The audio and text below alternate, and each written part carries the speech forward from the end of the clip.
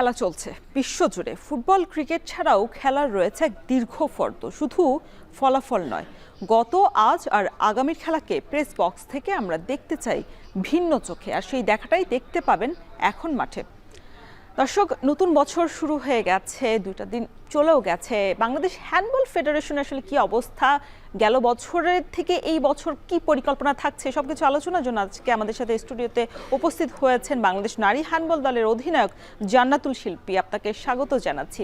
দীর্ঘ একটা সময় ধরে আপনি অধিনায়কত্ব করছেন নারী হ্যান্ডবল দলের।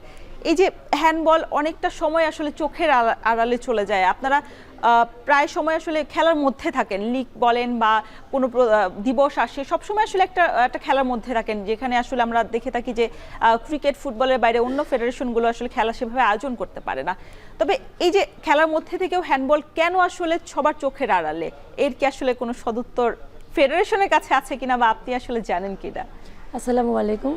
ফার্স্ট অফ অল আমাকে এখানে আমন্ত্রণ করার জন্য অনেক ধন্যবাদ। এখন টিভিকে আমি শিল্পী হ্যান্ডবল দলের আর ক্যাপ্টেন, সাউথ এশিয়ার গেমস 2019-এ ক্যাপ্টেন ছিলাম। তো আসলে আমাদের নতুন যে নির্বাচিত হয়েছেন যে হ্যান্ডবলের যে সাধারণ সম্পাদক সালাউদ্দিন স্যার, উনি এমনভাবে আসলে হ্যান্ডবলটাকে আবার মানে প্ল্যান করেছেন, বা গততে 25-এও অনেক ভালো করেছেন, গেমগুলো করেছেন। যেমন সাউথ কমনওয়েলথ গেমস, যেটা ছেলেদের বিচ হ্যান্ডবল, সেখানেও কিন্তু ইন্ডিয়ার মতো টিমকে বাংলাদেশ ছেলে টিম বিচ যেটা হ্যান্ডবল বলে, ওটাই কিন্তু হারিয়েছিল ইন্ডিয়াকে।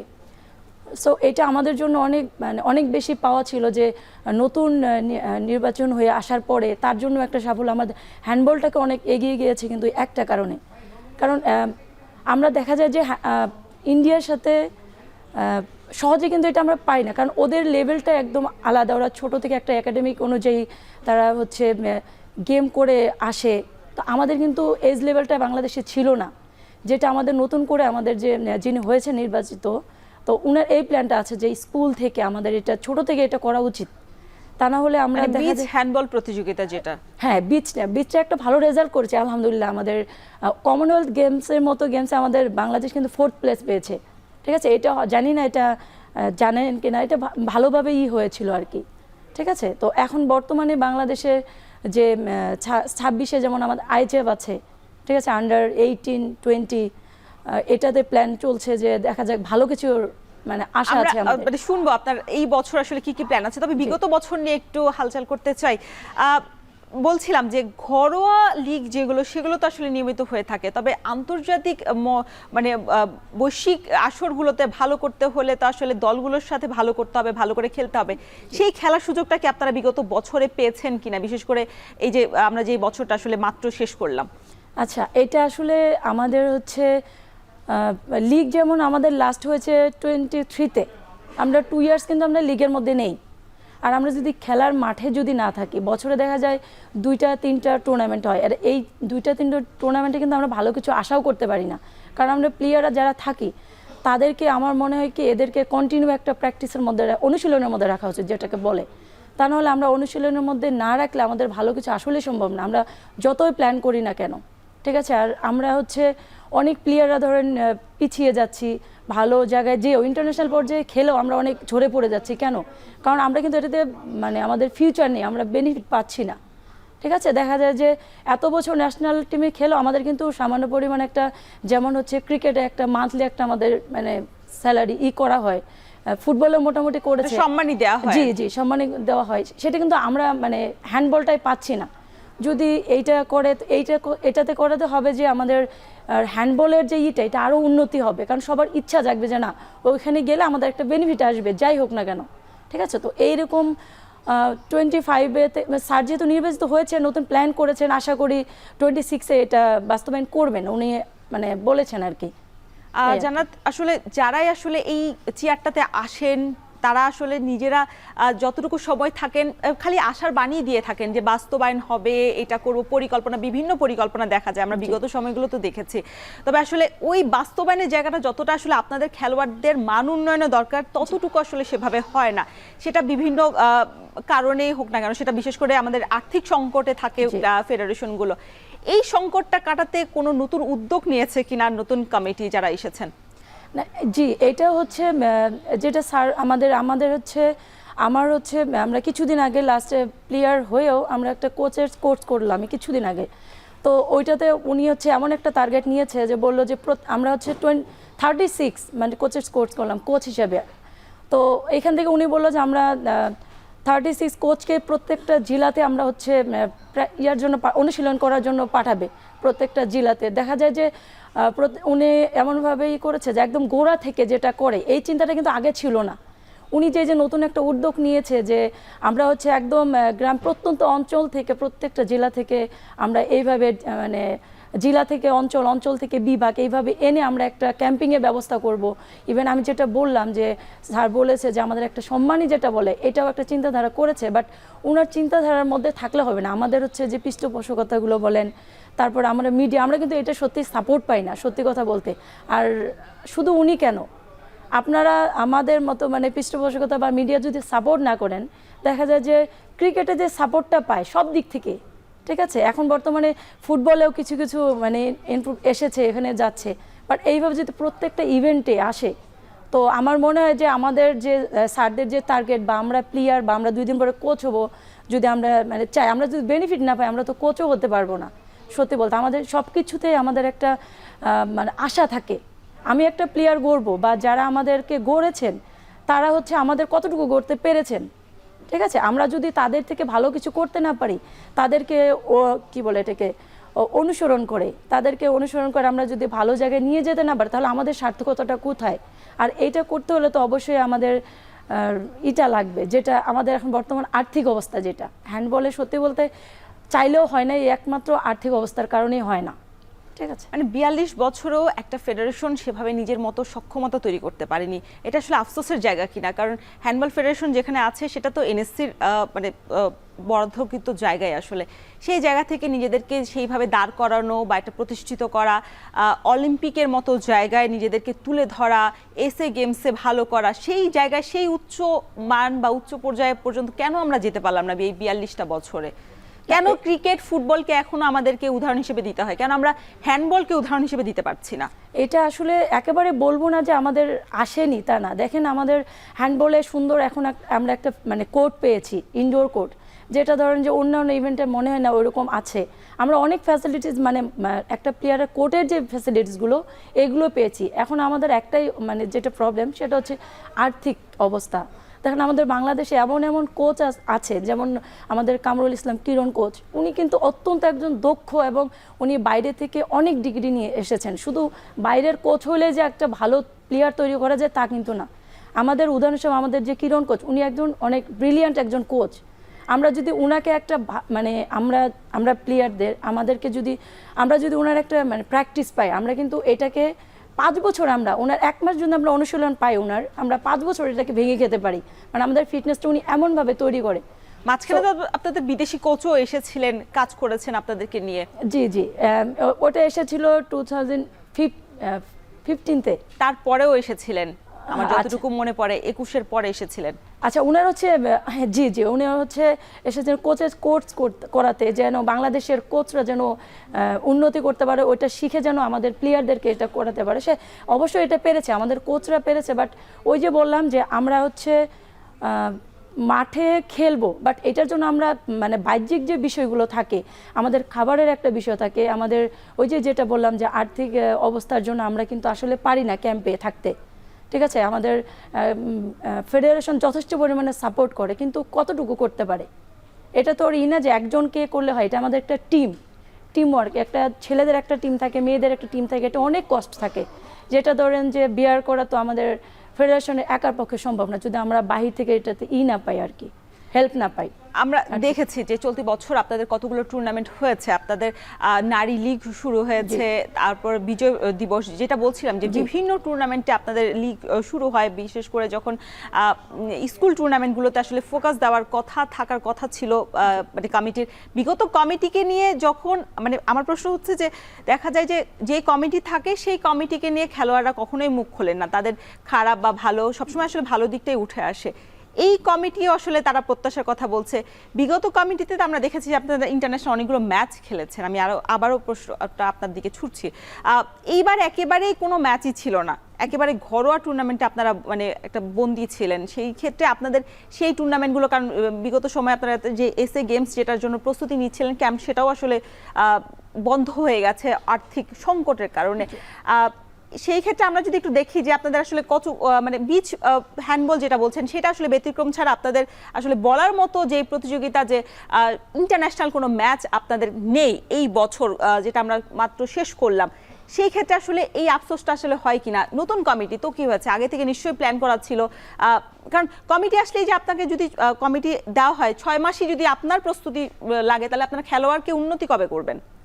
না আসলে এটা হচ্ছে আমাদের লাস্ট 25-এ কিন্তু একটা আইচেফ হয়েছিল, সেটা লখনৌতে 2টো টিম গিয়েছিল, মানে সেটা বয়েজ টিম, ঠিক আছে। তো এইটাই হচ্ছে আমাদের ইন্টারন্যাশনাল গেম ছিল। তারপর হচ্ছে সিনিয়র বিচ হ্যান্ডবল ছিল, এরপর হচ্ছে বিচ হ্যান্ডবল তো একটা মানে অংশ একটা হ্যান্ডবলের, তবে জাতীয় যে দলটা সেটার জন্য কোনো ম্যাচ নেই।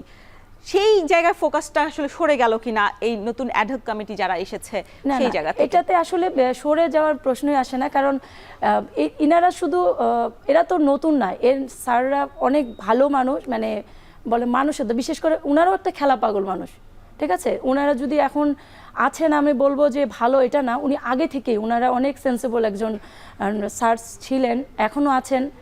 তো সাউথ এশিয়ান গেমস হওয়ার কথা ছিল 25-এ, ওইটার জন্য তো প্র্যাকটিস অনেক হয়েছে, বাট পরে এটা স্থগিত হয়ে গেল যেহেতু খেলাটাই পিছিয়ে গেছে। এখন পর্যন্ত সেটার আমার মনে হয় যে দেয়নি আর কি, শিওর করেনি কবে হবে, যার জন্য মেয়েদের টিমও অনুশীলন করতে করতে স্থগিত হলো, ছেলেদেরটা তো সেম। কিন্তু যেইভাবে ওরা মানে আগাচ্ছিল প্র্যাকটিসটাকে, অনেক ভালো করেছিল। আমার মনে হয় যে যদি এটা কন্টিনিউ হতো এবার অনেক ভালো একটা রেজাল্ট হতো। মেয়েদের স্পেশালি মেয়েদেরটা অনেক ভালো রেজাল্ট করতো। আমার মনে হয় যে চ্যাম্পিয়ন বা সিলভার যে কোনো একটা মানে কোনো একটা পদক আসলে আপনারা জিততেন, আর সেটা তো আসলে আমরা কয়েকদিন পরে জানতে পারবো, যেহেতু এখনো পাকিস্তানে যে ব্যাপারটা রয়ে গেছে দোলাচল। সেই জায়গা থেকে সামনের বছর কোনো মানে আন্তর্জাতিক ম্যাচ হওয়ার কোনো সম্ভাবনা আছে কিনা? খুব রিসেন্ট?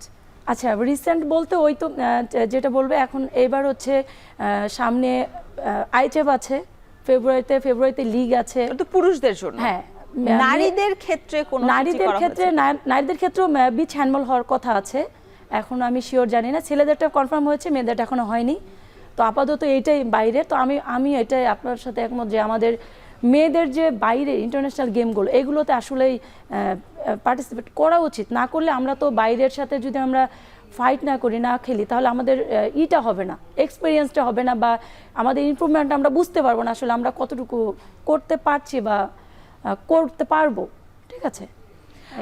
শিল্পী, নিশ্চয়ই আবারও আপনার কাছে ফিরবো। হ্যান্ডবল দলের অধিনায়ক জান্নাতুল শিল্পী, বিরতি যাওয়ার আগে আপনাকে একটা প্রশ্ন করেছিলাম যে এই যে নারী দলের থেকে আসলে বিবেচনা একেবারে দেখা যায় যে সবকিছুর আগে পুরুষ দলটাকে নিয়ে বিবেচনা করা হয়, নারীদেরকে আসলে সাইডলাইনে করে দেওয়া হয়, এটার আসলে মানে আফসোস হয় কিনা? আপনি অধিনায়কত্ব করছেন দীর্ঘ 6 বছর ধরে। না, এইটা হচ্ছে আমি বলতে গেলে আপু আমাদের হ্যান্ডবলে যেটা হয় যে আমি মনে করি ছেলেদের থেকে মেয়েদেরকে বেশি প্রায়োরিটি দেওয়া হয়। কারণ আমি আজকে 2010 থেকে এখন পর্যন্ত আছি, তো এটা যে ডে বাই ডে মানে ইমপ্রুভটা হয়েছে, আমরা সবসময় আমরা মেয়েরাই সুযোগটা যতটুকুই পেয়েছি আমরা মেয়েরাই পেয়েছি, ঠিক আছে। যার জন্য ধরেন আজকে আমি শিল্পী এখানে দাঁড়িয়ে আছি আপনাদের সামনে। তারপরে ধরেন আমাদের যে নতুন যে নির্বাচিত হয়েছেন সালাউদ্দিন স্যার, উনি এমনভাবে আমাদের প্রত্যেকটা প্লেয়ারের সাথে মানে আন্তরিকতার সাথে মিশে, আমি তার প্রতি অনেক গ্রেটফুল। হয়তো বা তাকে বলা হয়নি কখনো, স্যারের জন্য আমার শুভকামনা থাকবে, স্যার জন্য এইভাবে কাজ করে যেতে পারে। তো আমি এবার লাস্ট 16 ডিসেম্বর খেলেছি, যদিও উইদাউট প্র্যাকটিসে। আমাদের বিএনসি টিমের বন্ধ হওয়ার পরে তেমন টিমে আমি খেলিনি। তো লাস্টে খেলতে যাওয়ার মানে পরে আমি দেখতে পেরেছি যে হ্যান্ডবলে অনেক মানে ইমপ্রুভমেন্ট এসেছে, যেটা স্যার করেছেন। যেমন আমাদের যেটা সবথেকে বড় হচ্ছে পানি, পানির তো আমাদের জীবন, ঠিক আছে। তো সেই পানির ব্যবস্থাটা স্যার অনেক ভালো করেছে। এরপর আবাসিক যে থাকার ব্যবস্থাগুলো, এগুলো আপডেট হয়েছে। তো এর জন্য আমি অনেক গ্রেটফুল স্যারের কাছে যে আমরা অনেক কিছু যেটাতে বঞ্চিত হয়েছি, স্যার যেন সেগুলো দেখে দেখে ওই জিনিসগুলো স্যার করে, স্যারের জন্য দোয়া থাকবে। আর আমাদের প্রত্যেকটা প্লেয়ার যেন ভালো কিছু পায়, যেগুলো আমরা পাইনি সেই সুযোগগুলো যেন আমাদের যারা আসবে আপকামিং তারা যেন ধীরে ধীরে তৈরি হচ্ছে। অবকাঠামোর কথা যেহেতু বললেন, একটা প্রশ্ন করতে চাই, আপনাদের যেখানে মানে ফেডারেশনটা আছে একেবারেই রাস্তার পাশে, দেখা যাচ্ছে যে মানে দিনে 24 ঘন্টা আসলে যানবাহন চলাচল করছে, সেক্ষেত্রে আপনারা প্র্যাকটিস করেন, সেখানে ক্যাম্প করছেন, সেই ক্যাম্পের জায়গায় আসলে এইভাবে একটা মানে রাস্তার মূল সড়কের পাশে এইভাবে ওই জায়গাটা আসলে আপনাদের কতটুকু স্বস্তি দেয়? সেটা প্র্যাকটিসের সময় হতে পারে, সেটা রাতের ঘুমানোর সময় হতে পারে, সেই জায়গাটা আসলে একটা খেলোয়াড়ের জন্য গুড প্লেস বা বেস্ট প্লেস যেটা বলে থাকি, যে আমরা ইন্টারন্যাশনাল অন্য দেশগুলোতে দেখে থাকি, সেটা তো আসলে আমরা কখনোই ওই জায়গাটাতে পৌঁছতে পারিনি। সেই পরিবর্তনটা আপনারা এখন চান কিনা, এই জায়গাটা পরিবর্তন? হ্যাঁ আপু, ধন্যবাদ, এটা সুন্দর একটা প্রশ্ন। কারণ আমরা যখন বাইরে খেলতে গিয়েছি তো ওই জায়গার যে ফ্যাসিলিটিসগুলো, ওই জায়গার যে কোর্টগুলো, ফিল্ড, সেটা হচ্ছে মানে অনেক উন্নত, ঠিক আছে। তো আমরা বলবো যে যদি মানে পসিবল হয় তো এই জিনিসটা আরও মানে উন্নত করার, কারণ আমরা যতটুকু পেয়েছি এইটার থেকে আমরা স্বাভাবিক এটা আমরা মানে উন্নতই চাবো, এটাই হবে না। তো শব্দ দূষণটাও একটা অনেক সময় কাজ করে রাস্তার পাশে। তো আমি চাইবো যদি এটা উন্নতি করা যায়, স্যার যদি এটা এনএসসি থেকে বা এটা যদি পসিবল হয়, এটা বাইরের দেশের মতো না হোক বা কিছুটা ইমপ্রুভ করলে, তাহলে দেখা যায় যে রাতে ঘুমানোর যে প্রবলেমটা এইটা, বা মাঠের বাইরের এক সাইড দেখা যায় পুরোটাই দেখা যায় খোলা। তো আশা করবো যদি পসিবল হয় তো এটা ইমপ্রুভমেন্ট আসলে ভালো হবে আর কি। যারা নেক্সট জেনারেশন আসবে তারা যেন আরও মানে জিনিসটা আরও বেশি হয়, যে না জিনিসটা ইভেন্টটা অনেক ভালো একটা ইভেন্ট, আমাদের এইটার দিকে আগানো উচিত, ঠিক আছে। শুধু ফুটবল ক্রিকেটেও না, হ্যান্ডবলও একটা ভালো একটা জায়গায় যাওয়া যায় বা ভালো একটা দেশে ঘোরা যায়, সব কিছু মিলায় যেন এই জিনিসটা স্যার চিন্তা করে যে এই মাঠটা যদি আর একটু ইয়ার মধ্যে করা যায়। বাইরে তো অবশ্যই আপনারা দেখেছেন বা স্যাররাও জানে, তো এটা করলে ভালো হয়, আমাদের জন্য ভালো হয়, পরের জেনারেশনের জন্য ভালো হয়।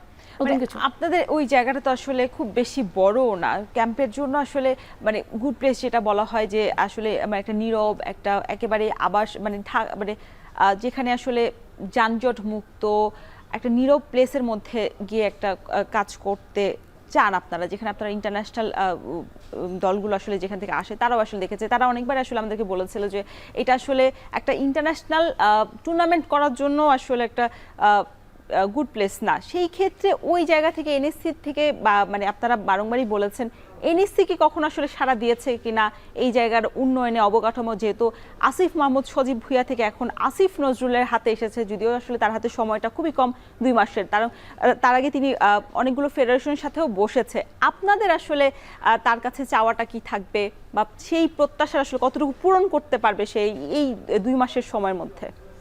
এটা আসলে অবশ্যই আমরা ভালো কিছুই তার কাছে মানে আবদার করব, কারণ আমরা যে ফ্যাসিলিটিসগুলো পাইনি সেটার জন্য যারা আসবে তাদের জন্য তো এটা থাকবে। আর ওনাদের কাছে এটাই থাকবে যে আমরা যে একটা মেয়ে, যদিও আমরা গণ্ডির মধ্যে থাকি না, থাকা উচিত না, আমরা যখন অ্যাজ এ প্লেয়ার হিসেবে মাঠে নামি তখন কিন্তু আসলে আমরা আউটসাইডে আমরা ফলো করি না, আমরা জাস্ট কোর্টটাকেই ফলো করি, ঠিক আছে। তারপরেও বাইরের ব্যবস্থাকে অনুসরণ করে আমরা এটা আশা করব যে তারা যেন এটা অবশ্যই দেখে, ঠিক আছে। আমরা যদি সব কিছু যদি আমরা মনে করি যে আমাদের সাধারণ সম্পাদক যারা দায়িত্বে হ্যান্ডবলে আছেন তারাই করবেন, এটা কিন্তু করলে হবে না।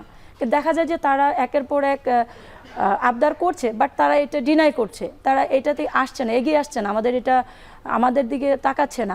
আমি বলবো যে আমাদের বিগততে যারা ছিলেন তাদের তারা যেগুলোতে ব্যর্থ হয়েছেন, যে কাজগুলোতে, যেমন এই ধরনের মাঠের যে একটা শৃঙ্খলতা বা নিরিবিলি একটা পরিবেশ কিভাবে আনা যায়, এইটার মধ্যেই এইটা যদি বাইরে হয়তো আরও ভালো নিরিবিলি পরিবেশে, যদি তাও না হয় এইটার মধ্যে কতটুকু হচ্ছে নিরিবিলি করা যায়, তো আমরা আশা করব তারা যেন এইদিকে একটু সুদৃষ্টি দেয়, ঠিক আছে, এতটুকুই চাও। শিল্পী, আরাকুর মাঠের আজকের অতিথি বাংলাদেশ নারী হ্যান্ডবল দলের অধিনায়ক জান্নাতুল শিল্পী। শিল্পী, বিরতিতে যাওয়ার আগে আপনার কাছে একটা প্রশ্ন রেখেছিলাম, এই যে আপনাদের যে ফেডারেশনটা আছে বা একটা অবকাঠামো আপনাদের আছে, যখন দেখা যায় যে মানে জাতীয় প্রতিযোগিতা শুরু হয়, অনেকগুলো দল একসাথে তারা এখানে থাকেন, অবস্থান করেন, একটাই মাঠ, একটাই প্র্যাকটিস গ্রাউন্ড, সেই ক্ষেত্রে দেখা যায় যে ব্যাক টু ব্যাক ম্যাচ সারাদিন ব্যাপী চলতে থাকে। যখন আলাদা করে আপনাদের প্র্যাকটিস করার থাকে বা অন্য দলগুলোর, সেই জায়গাটা আসলে আপনাদের জন্য আসলে পর্যাপ্ত না, সেইটার জন্য কোনো বিবেচনায় এই কমিটি আসলে করেছে কিনা? আসলে আমরা হচ্ছে এটা মানে সত্য কথা যে আমাদের যখন গেম চলে তখন আমাদের যারা হচ্ছে পরের টিম যারা রেডি থাকে তাদের কিন্তু আসলে এটা প্রিপেয়ার হওয়ার জন্য একটা আলাদা একটা ওয়ার্ম আপের যে মাঠ দরকার। আমাদের যেটা আছে এটা একদমই মানে ছোট, তো এটা যে আরেকটু বড় হয় যেটাতে মানে অন্তত 20 বাই 20 হলেও চলে, বাট এখন যেটা আছে এটা একদমই ছোট, মানে এটাতে ওয়ার্ম আপ করা কষ্ট হয়ে যায়। তারপরেও এখন মানুষ তো বলে যে যে একদমই না থাকার থেকে যেটা আছে আমরা এটা করছি, তো আশা করব যে এখন যে যারা আছেন আর কি তারা যদি এটা এদিকে একটু দেখে তাহলে আমাদের পরের যে এইগুলো আসবে জেনারেশনগুলো তারা এই জিনিসটা পাবে যে তারা এইটা ভোগান্তির মধ্যে পড়বে না যে আমরা একটা ম্যাচ চলছে তার পরের ম্যাচে আমরা ওয়েট করি যে কখন শেষ হবে, মানে খুব তাড়াতাড়ি ওয়ার্ম আপ করতে আমাদের টাইম দেয় 10 মিনিট বা 5 মিনিট এইটুকুর মধ্যে ওয়ার্ম আপ করে, যেটাতে আমাদের বডিটা সেই পর্যন্ত প্রিপেয়ারই হয় না। ঠিক আছে, তো যদি এটা ওয়ার্ম আপের জন্য একটা আলাদা ছোট করে কোট করা হয় তো এটা আমাদের জন্য অনেক ভালো। আপনাদের তো বাংলাদেশের মধ্যে একটাই গ্রাউন্ড আছে যেখানে আসলে প্র্যাকটিস করার সুবিধা বা ইন্টারন্যাশনাল ম্যাচ আয়োজনের সুবিধা পেয়ে থাকেন আপনারা, সেক্ষেত্রে বাংলাদেশ ব্যাপী যেখানে আসলে যারা উঠে আসবে সেই জায়গায় যারা খোলা মাঠ আছে তারা সেই সুযোগ সুবিধাটা তারা ওইখান থেকে নিয়ে থাকেন। যাদের আসলে খোলা মাঠেরও ব্যবস্থা পান না বা অনেক সময় দেখা যায় অনেকগুলো জেলাতে মাঠের কোনো ব্যবস্থা নেই বা বিভিন্ন কারণে বিভিন্ন জটিলতার কারণে সেই সুযোগটা মানে তারা পান না, সেই ক্ষেত্রে আসলে এনএসসির বা ফেডারেশনের আসলে দায় কি বর্তায় না যে তাদের জন্য নির্দিষ্ট একটা ডেডিকেটেড মাঠ বা একটা গ্রাউন্ড তৈরি করা যাতে তারা ডেডিকেটেডলি তারা ওইখানে গিয়ে মানে নিজেদেরকে প্রস্তুত করতে পারে বা কোনো অনেক সময় ক্যাম্প হয়, স্কুল টুর্নামেন্ট হয়, সেখানে আসলে আয়োজনটা হতে পারে সুষ্ঠুভাবে? আচ্ছা, এটা হচ্ছে আমাদের এখন যে নির্বাচিত হয়েছেন তো উনি হচ্ছে প্রত্যেকটা জেলাতেই হচ্ছে এই জিনিসটা দেখছে যে কোথায় কোন সুবিধাটা আছে কোথায় নেই। তো আমাদের যাদের হচ্ছে এই সুবিধাটা যে জেলায় নেই, তো আমার মনে হয় স্যার এই জিনিসটা দেখছে যে এটা মানে অবশ্যই এটা সুবিধা করবে, মাঠ কোথায় করা যায় ভালো উনি এই জিনিসটা আমার মনে হয় করবে। এখন যেহেতু একটা জিনিস একদিনে কিন্তু হয়ে যায় না, আমরা অনেক বছরেও আসলে হয়নি, তো যেহেতু উনি এই অল্প সময়ে এত কিছু করেছে আসলে একদিনে এটা হবে না। তো যেভাবে স্যার হচ্ছে এটা করছে আমার মনে হয় যে অনেক ভালো কিছু হবে, একটু সময় দরকার স্যারের জন্য। আমি শুধু বলবো যে স্যার এটাই পর এটা করবে আসলেই না, সব কিছু সময় সাপেক্ষ। আর সব থেকে বড় কথা এখন আমাদের যে কোচিং লাইনটা আমাদের স্যাররা তো একটা দিক নির্দেশনা দিয়ে যে এটা করো, তো আমাদের সব থেকে বড় ভূমিকা রাখে কিন্তু একটা কোচ।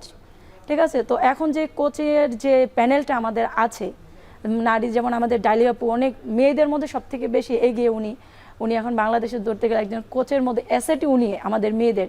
তো উনাকে অনেকেই ফলো করে, যেমন আমারও কিন্তু উনি হচ্ছে আইডল, আমি উনার খেলা দেখে আমার নিশ্চয়ই তিনি আসলে একজন ফুটবলার থেকে কিভাবে হ্যান্ডবল দলের কোচ হয়েছে তার দিক নির্দেশনা আসলে আপনারা এগিয়ে চলেছেন।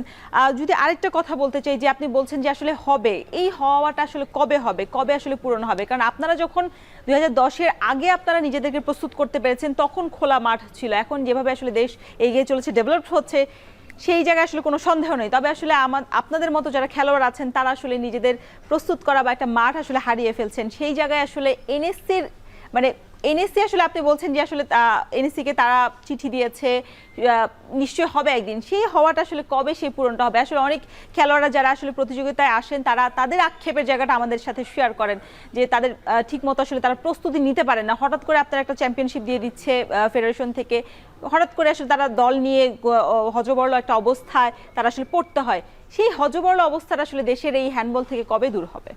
এইটা আসলে আপু একদিনে তো এটা সম্ভব না।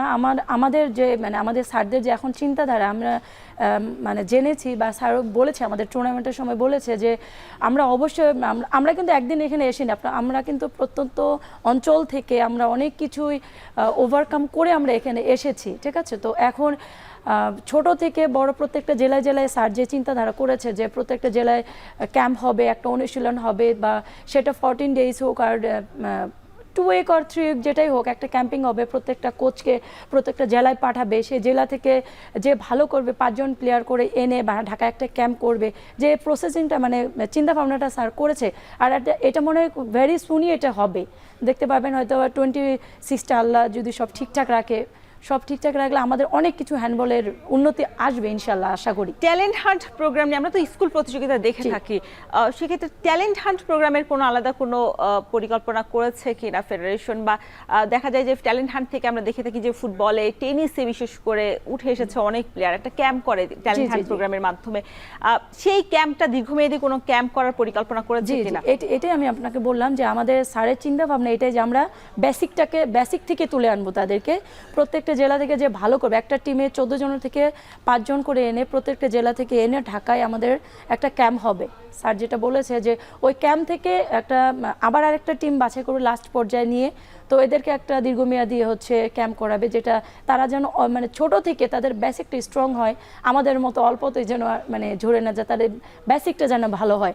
আর এই আশা করলেই হবে না, কারণ আমরাও তো অনেকদিন খেলেছি, আমাদের তো তেমন কোনো বয়সের কোনো সীমানা আছে কিনা? না, আমাদের হ্যান্ডবলে হয় এই যে যেটা বললাম যে আমাদের যদি একটা বিধান থাকে যে আমাদের একটা মানে আর্থিক একটা যে অ্যামাউন্ট দেওয়া হয় মান্থলি, এই জিনিসটার যদি ফেডারেশন করতে পারে তো আমার মনে হয় এখানে অনেক ভালো ভালো চুক্তির বিষয়ে আপনার কাছ থেকে বিস্তারিত শুনবো। তবে বলছিলাম বাংলাদেশ নারী হ্যান্ডবল দলের অধিনায়ক জান্নাতুল শিল্পীর সঙ্গে। শিল্পী, বারংবারই আসলে উঠে আসছিল যে ফেডারেশনে যে আর্থিক সংকটপূর্ণ অবস্থায় আসলে তারা 42টা বছর কেটে গেছে, এখনো কাটছে। এই সংকটাপূর্ণ যে অবস্থা, সেই জায়গায় কি আসলে ক্লাবগুলো তারা পাশে এসে দাঁড়িয়েছে কিনা আমরা আসলে কখনোই দেখিনি। বিশেষ করে যখন মোহামেডান স্পোর্টিং ক্লাব, বসুন্ধরা কিংসকে জায়ান্ট বলা হয় ফুটবলের ক্ষেত্রে, আবাহনী আছে, ধানমন্ডি ক্লাব আছে, ঐতিহ্যবাহী ক্লাবগুলো আসলে বিগত সময় আমরা দেখেছি যে যখন 2010-12 সালে তারা পার্টিসিপেট করেছে, একটা জমজমাট টুর্নামেন্ট হতো। তারা যখন সরে গিয়েছে, এই টুর্নামেন্টের আবহটা তৈরি হয়নি লিগের ক্ষেত্রে। এখন দেখা যায় যে মেরিনার্স, যারা উষা, হকিতে আসলে যে ক্লাবগুলো আসলে খেলে থাকে, এই টুর্নামেন্টে ক্লাবগুলোকে আসলে আপনারা কতটা পান? কারণ আপনারা তো আসলে আর্থিকভাবে স্বাবলম্বী হওয়ার ক্ষেত্রে ক্লাবগুলোর দিকেই তাকিয়ে থাকেন, তাদের কেন অনীহা বড় বড় ক্লাবগুলোর? এটা আসলে এটা মানে আমরা যারা প্লেয়াররা থাকি, যে ন্যাশনাল আমাদের একটাই কিন্তু আসে, চিন্তা থাকে যে লিগগুলো কবে, ক্লাব লিগগুলো কবে হবে, কারণ এটার উপরে আমরা অনেক কিছু ডিপেন্ড করি। কারণ আমাদের অ্যাজ এ প্লেয়ার হিসেবে এটা একটা মানে চাওয়া থাকে। তো আমরা কিন্তু আসলে আগে 2011-তে আমরা যে মোহামেডানকে পেয়েছি, আবাহনীকে পেয়েছি, এরপরে কিন্তু আমরা এই বড় বড় ক্লাবগুলোকে পাইনি, আমরা তাদের সাপোর্টটাও পাইনি। ঠিক আছে, এখন দেখা যায় যে 2টা কি 3টা ক্লাব আসে যে ক্লাব লিগগুলোতে, 2টা দিনে ক্লাব আসে, এরপরে এই মানে খুবই মানে যেগুলো ক্লাবের একদমই নাই, আর্থিক অবস্থা নেই, তারা অ্যাটেন্ড করে। তো সেই ক্ষেত্রে আমাদের কিন্তু একদমই বেনিফিট আসে না।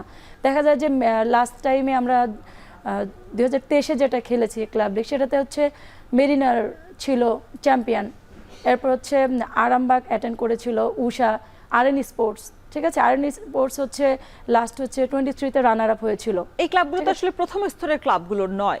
জি, তো আমাদের বেশি বেশি ধরেন বড় ক্লাবগুলোর অবশ্যই এটা আমাদের মানে দরকার, কারণ এটা না হলে আমরা লিগগুলো থেকেই তো আমরা আসলে বেসিক্যালি প্লেয়ারগুলোর বোঝা যায় মানটা কতটুকু। কারণ আমাদের ম্যাক্সিমামে ধরেন মোহামেডান বলেন, বসুন্ধরা মানে এখন পর্যন্ত আমাদের হ্যান্ডবলে আসেনি। তো এরা যদি এগিয়ে আসে, প্রত্যেকটা ক্লাব যদি এগিয়ে আসে, অন্তত 3 বছর পর 4 বছর পর একটা করে লিগ হচ্ছে, তো এইভাবে যদি বড় বড় ক্লাবগুলো হ্যান্ডবলে একটু সাপোর্ট করে বা আসে, তাহলে এখানে দেখা যায় যে অনেক আমাদের মানে উন্নতি আসবে। এই জিনিসগুলো লিগটা আসলে ধারাবাহিক হতে হবে, সেই সাথে আসলে বড় বড় ক্লাবগুলোর অংশগ্রহণ নিশ্চিত করা প্রয়োজন। আরেকটা প্রশ্ন আপনাকে করতে চাই, এই যে লিগ হয় না, টুর্নামেন্টগুলো আসলে খুব বেশি আপনাদের সুযোগ হয় না, ক্যাম্প দীর্ঘমেয়াদী কোনো ক্যাম্পে নেই, দেখা যায় যে আপনাদের যে নিজেদের জীবন মান চালানোর জন্য আপনাদেরও তো একটা আসলে কাজ করতে হয়, সেই কর্মের খোঁজে গিয়ে আপনারা আসলে হ্যান্ডবল থেকে সরে যান। আপনারা নিজেদেরকে ফিট রাখার বিষয়টা বা যেই মানে সুরক্ষার ক্ষেত্র বলি বা নিজস্ব একটা খাবারের যে চার্ট বলি, সেটা নিশ্চয়ই মেনটেন করা সম্ভব হয় না। যদি ক্যাম্পে থাকতো সেটা নিশ্চয়ই আসলে মেনটেন করা সম্ভব হতো। জি, এটা আসলে মানে যে আমরা যতদিন ক্যাম্প থাকে, যেমন ধরেন সাউথ এশিয়ান গেমস বা এগুলো ক্যাম্পে দেখা যায় 6 মাস বা 4 মাস আগে আমাদের ক্যাম্পে ডাকলো, বাকি আমরা 6 মাস কি করি? ঠিক আছে, এইটাতে কিন্তু আমাদের অনেক মানে লাভের থেকে ক্ষতি হয় বেশি। দেখা যায় যে একটা সাউথ এশিয়ান গেমস 4 বছর পর বড় টুর্নামেন্ট, তো তারপরে 4টা বছর আমরা কিন্তু সেই ট্রেনিংটা পাচ্ছি না। আমরা দেখা যায় যে আমাদের নিজেদের বাঁচার তাগিদে আমরা আমাদের মতো কিন্তু আমরা রাস্তা খুঁজে নেই, কারণ আমরা আমাদের তো এখানে বসে থাকলে কোনো বেনিফিট নেই, আর আমাদের তো খেলা শেষ ক্যাম্প শেষ, যে যার মতো বাসায় চলে যায়। তো এইটার যদি একটা মানে নির্দিষ্ট একটা থাকে যে 5 বছরের জন্য, যেটা হচ্ছে অন্যান্য ইভেন্টে যেমন ফুটবলে অলরেডি করেছে, ক্রিকেটে আছে, আমরা যে আপনি যেটা বললেন যে সবসময় এইটা উদাহরণ কেন আসে, আসলে এটা দিতে হয় কারণ তারা সেই ফ্যাসিলিটিসটা পেয়ে আজকে তারা কিন্তু একটা এস্টাবলিশড মানে ইভেন্টে চলে গেছে, ঠিক আছে, তারা উদাহরণস্বরূপ এই আমরা আনি তাদেরকে। তো এইভাবে আমাদেরকেও যদি মানে সারা বছরের জন্য একটা বা 5 বছরের জন্য একটা মিনিমাম একটা চুক্তিতে আনা হয়, মান্থলি একটা যেটা দেওয়া, যেটা আমাদের সরে যেতে না হয়, খেলা থেকে আমাদের ব্রেক নিতে না হয়, আমরা অলওয়েজ আমরা প্র্যাকটিসে থাকতে পারি। একটা প্লেয়ার যখন অলওয়েজ প্র্যাকটিসে থাকবে, তার খাওয়া দাওয়াটা মেনটেন থাকবে, সে একজন স্পোর্টস হিসেবে অবশ্যই সে সাইন করতে পারবে, ঠিক আছে। স্পোর্টস পারসন হিসেবে তো তার আসলে ডেইলি যে প্ল্যানটা সেটা একেবারে আমাদের সাধারণ মানুষের থেকে ভিন্ন হয়, সেই ভিন্নতাটাও আসলে আপনারা মেনটেন করতে পারেন? অবশ্যই পারি না, কারণ আমাদের ফিটনেসটা দেখা যায় যে আমাদের কোচরা যেটা বলে যে আমরা 72 ঘন্টা যদি একটা প্লেয়ার যখন কোর্টের বাইরে থাকবে তখন সে মানে অ্যাজ এ প্লেয়ার হিসেবে সে অনেক পিছিয়ে যায়। তো সেই ক্ষেত্রে আমরা 72 ঘন্টা, কারণ আমরা অনেক দিন বাসায় বসে থাকি, প্র্যাকটিসের কোনো নামই নেই না আমরা। আর আমরা শুধু আপনারা বলতে পারেন যে খেলা শেষে আপনি যে প্র্যাকটিস করেন, তা আমরা প্র্যাকটিস করবো আমাদের মানে আমরা খাবো কি, আমাদের সব কিছুই চিন্তা করতে হবে। আমরা আমাদের একটা মানে চাকরির জন্য একটা করতে হয়, কারণ আমাদের তো খেলাটা শেষ থাকে না। যাদের ধরনের একটা আমাদের যদি 5 বছরের জন্য ওই যে চুক্তিটা থাকে, এই চুক্তির মধ্যে থাকলে আমাদের চিন্তা ভাবনায় মানে একটা ইন্টেনশনটাই থাকবে কি আমাদের একটা কিছু করতে হবে, ঠিক আছে, একটা জায়গায় যেতে হবে, আমাদের হ্যান্ডবলটা নিয়ে ভাবতে হবে। তো এই চিন্তাগুলো আমি আশা করব যে এখন যারা এসেছে নতুন শিল্পী আসলে তারা করবে এবং আপনাদের যে হতাশার জায়গা সেটা আসলে কেটে উঠবে খুব শীঘ্রই, এই আশা করে আপনাকে ধন্যবাদ এখানে সময় দেওয়ার জন্য। ওকে, ধন্যবাদ। দর্শক, শেষ করছি এখন মাঠে। এতক্ষণ সঙ্গে থাকার জন্য সবাইকে ধন্যবাদ।